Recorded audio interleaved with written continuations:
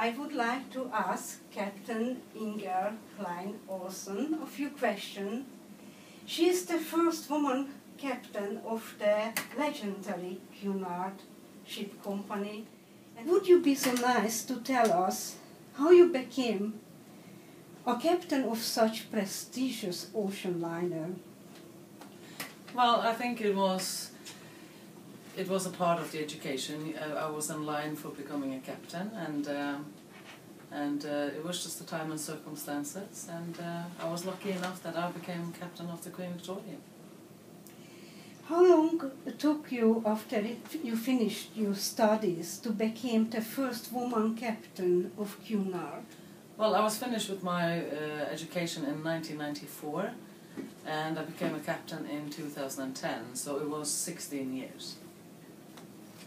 So you went through all that very hard studies? I went through all the various positions, all the way up through the ranks, and eventually ended up as captain. What was actually the ship you served before the Queen Victoria? I was stationed in Italy on the Azzurra, which belongs to P&O. She was being built there, and I was, as a deputy captain, I was in Monfalcone overseeing the build. What is the greatest challenge to be a woman captain? Well, the challenge is obviously to make everything work smoothly, but it becomes less of a challenge because if you have a fantastic team, which I do have on board the ship. So, do you have to go through continuous education and testing like airline pilots do? Yes, we have our own training facility in Holland, close to Amsterdam, Almere it's called. And we do constantly go on extra training, refreshment courses, simulator training, etc., just to keep it up to date and also be on top of the technology and everything else. Do you have to use also simulators? Yes, we have simulators. We actually do have a model of the Queen Victoria in the simulator. And I was down there recently with some pilots from Oporto in Portugal to do some training before we actually go into the port, so that they could get to know the ship and see how she handled coming into the breakwater. So it was very interesting. Most of the challenges are with the weather, it's manoeuvrability of the ship. So they will put a lot of wind on and sea and you know, like swell and try to put you into difficult ports with difficult challenges with the weather and everything, so that you get to test how good you are at manoeuvring. Do you feel accepted as a female captain by the other captains and also by the passenger?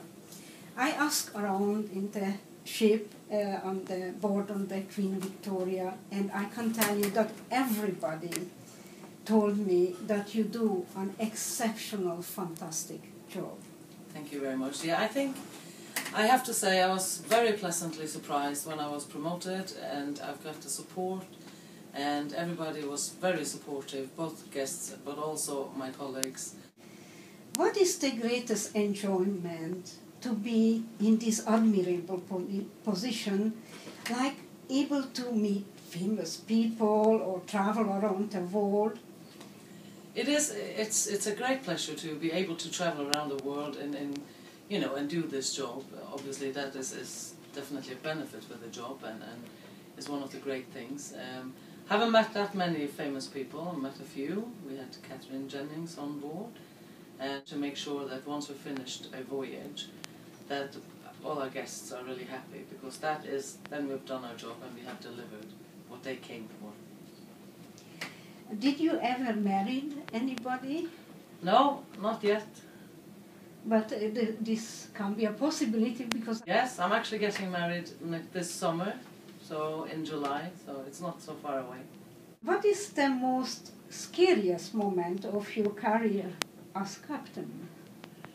Oh, the scariest moment. I don't know if I've had any scary moments. Probably the scariest moment, I think, for me personally, was to stand up and do a speech in front of so many people. That was probably the thing that scared me the most. Captain Olsen, it was a great pleasure to meet you, and I thank you so much. Thank you, and the pleasure was all mine. Thank you.